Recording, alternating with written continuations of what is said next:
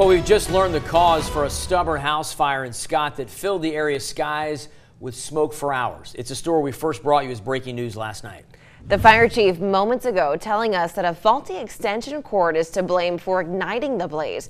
News 15's Ashley Hamilton is live from the home with a look at the damage and just how long it took firefighters to put it out. Ashley?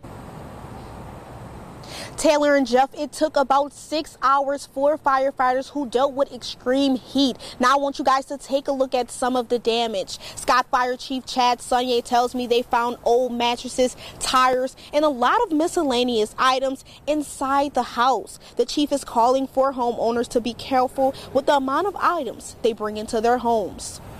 A homeowner is displaced after a fire left her home in ruins.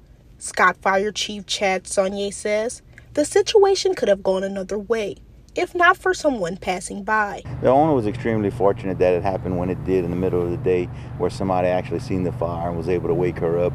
If it would have been at night where everybody was sleeping, I think it would have been a lot different circumstances.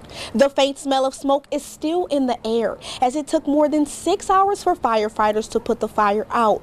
Why so long, you ask? Well, it's due to the amount of objects that were located in the house. It became an obstacle for firefighters to put it out at a good time. Now, Chief Sonye says that was not the only reason. Had a lot of ordinary combustibles that's not typically inside of a home that hindered our efforts. This house had a metal roof which keeps the heat inside the home rather than letting it come out. We had a lot of wind gusts yesterday which was feeding the fire. During their response, the roof began to collapse. There were a number of old tires, antiques, and miscellaneous items inside the house. Sonye reminds folks to be cautious of what's inside their home.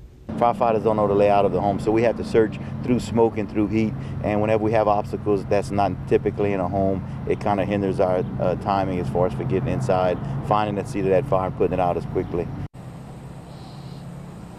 The investigation into the cause of the fire is still going on. Now, one firefighter was harmed on scene, but is okay and is back on the job. Live in Scott, Ashley Hamilton, News 15.